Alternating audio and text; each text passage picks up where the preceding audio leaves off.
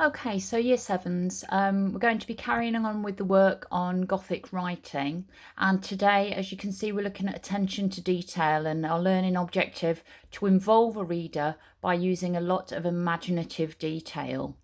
So for our starter then, I want you to think about dreams and nightmares. And what I'd like you to have a go at doing is to create a mind map or bullet point, the typical things that appear in our dreams and nightmares.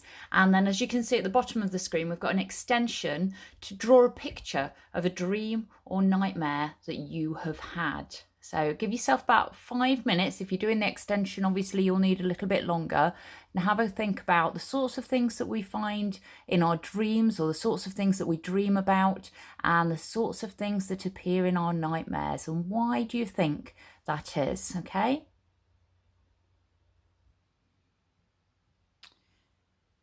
So we're looking at this picture now. The picture was painted in 1781 by Henry Fuseli and it's called The Nightmare, okay?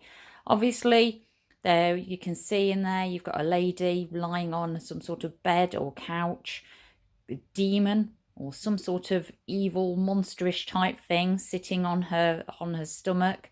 You've got the horse detail at the side as well.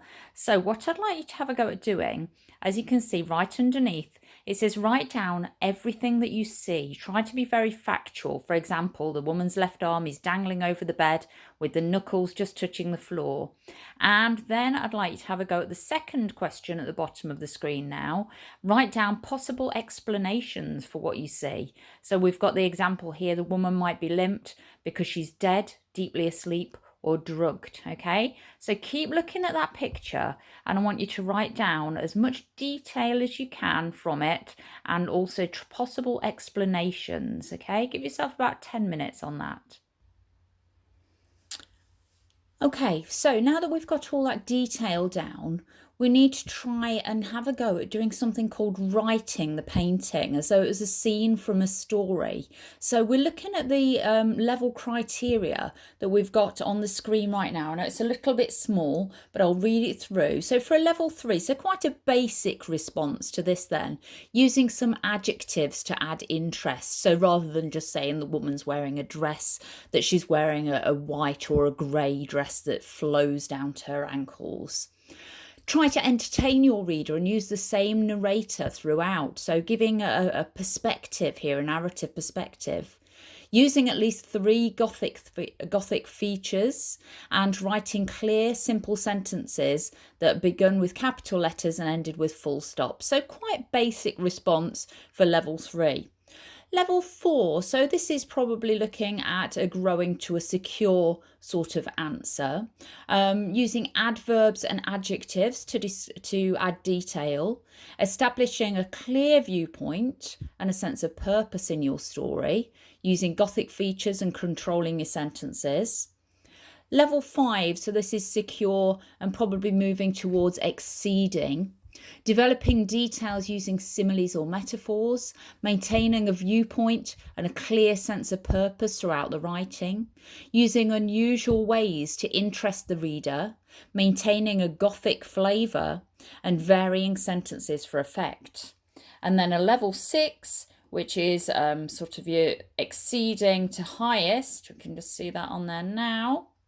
Using some original and very engaging ideas, expressing and explaining opinions, attitudes, or feelings in detail. So it's about writing in detail here.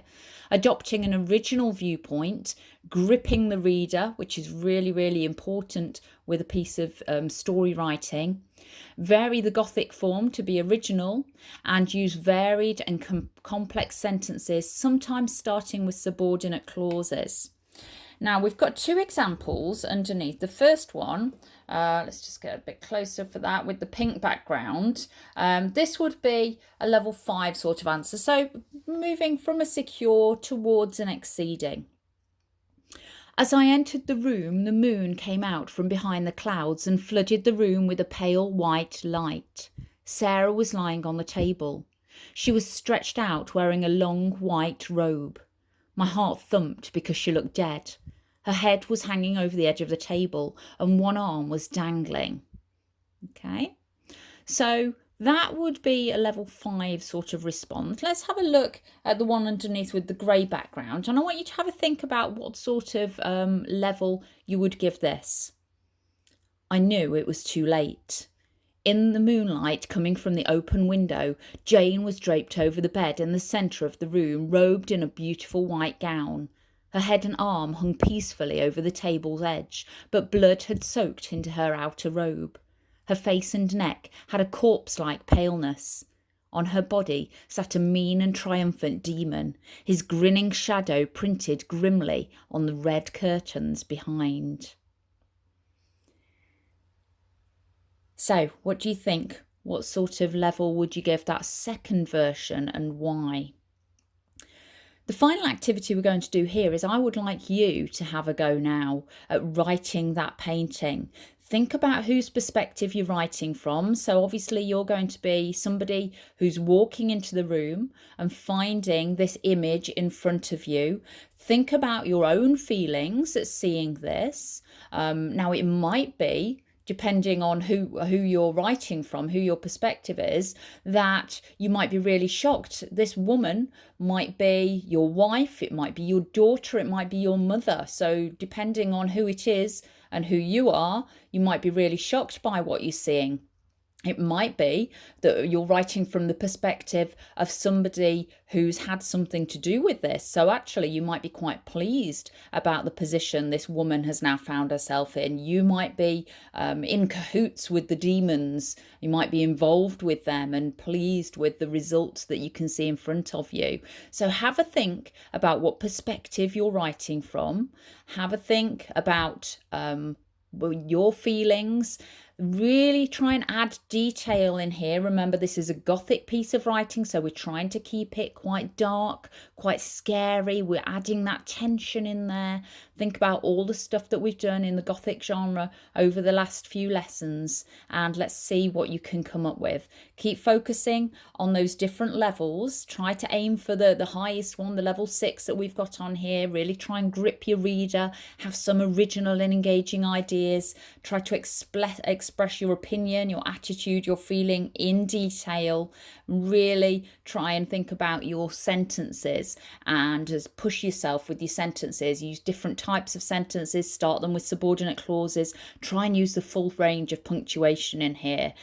So you should give yourself probably about 15 to 20 minutes, see what you can come up with. And again, as with all your work, more than happy for you to send it to me. Either take a photo of your work and email it to me, or if you've done your work on the computer, just email me what the work that you've done. That's absolutely fine. Or get parents to email me if you're not quite sure how to do that.